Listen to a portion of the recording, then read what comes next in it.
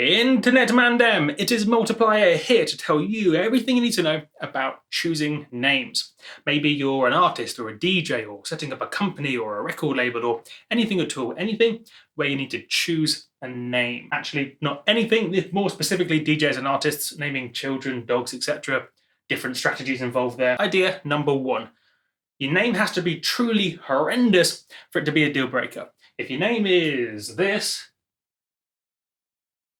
that's too bad. There are some names that are just so bad, so untypable, so unmemorable, that it's literally impossible for the company or DJ or artist to go anywhere at all. So don't have your name too horrendous, but know that even if your name is quite bad, it's not a deal breaker. I mean, look at this guy.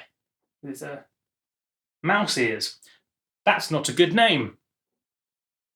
It's not the worst name in the world, but it's not a great name. But yeah, it's still absolutely fine. And there are plenty of examples. I mean, look at many DJs with horrible you probably know some yourself. You probably know some DJs or artists with names that you can't even spell. Maybe you have a rough idea how it's spelled, but yeah, you don't quite know for sure exactly how it's spelled. That would be an example of a bad name. You want your name to be easy to spell, such as multiplier or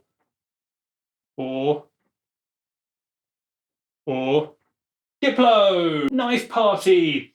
These are things you hear once and you know how, especially that one. These are things you hear once and you know exactly how to spell it. That is important idea number one. Try and create an Apple, Google, Yahoo. These are things you hear once and you know exactly how to spell them, which is good. Idea number two. This is where I went wrong with multiplier. Great word, easy to spell, but where it fails is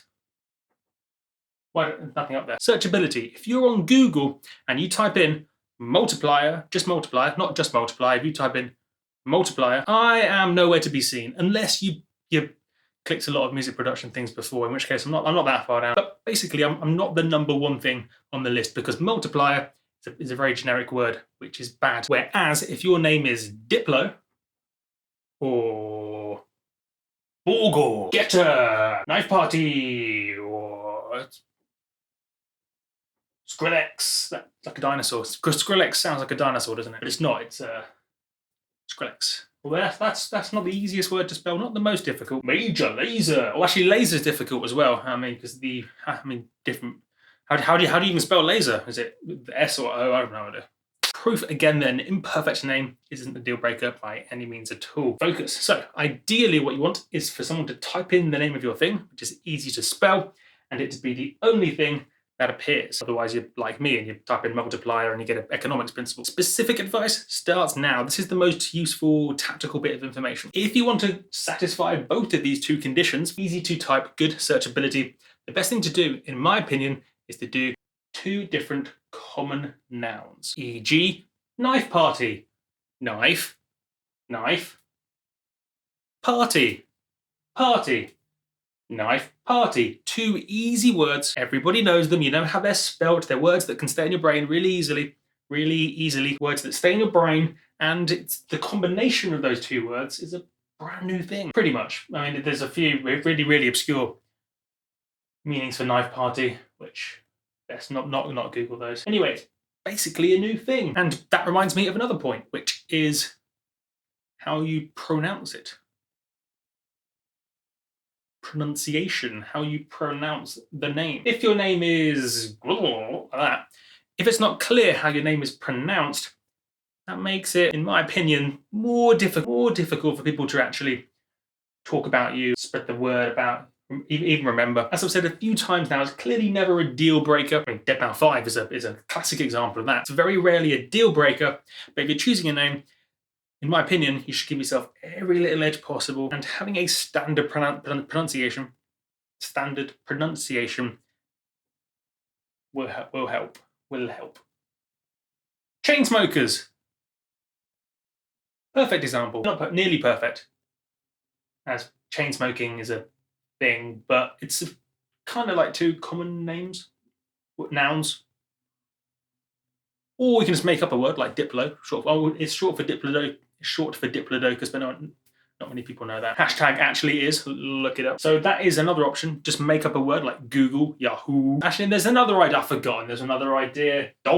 Different genres and different industries in the case of companies and business, etc. have different naming conventions. As I'm sure you've seen millions of times, stuff like this, or this, or this, or this, or this. You've seen it before. Stuff like getting rid of letters willy-nilly, or in the case of, say, technology startups, ooh is good. Ooh, Google, Yahoo, Squidoo. So that's an additional consideration. Maybe if your particular genre has a style of wordage, then you can go along with that. But it's probably not the best to lock yourself down too specifically to a particular obscure type of artist name.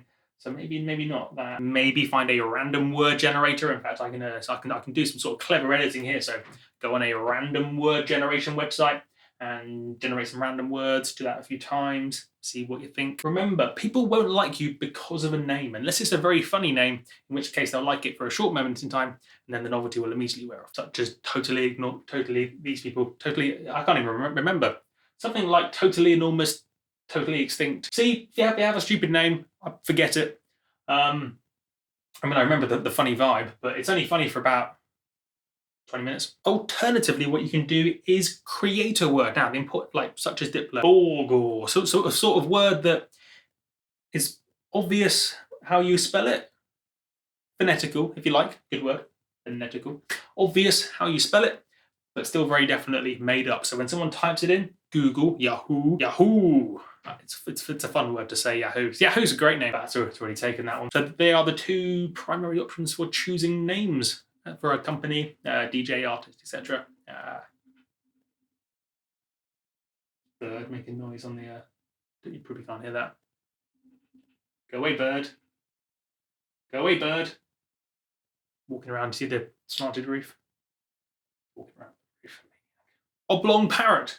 Just thought of that. It could be a name for your DJ duo. Oblong parrot. No one's using that word.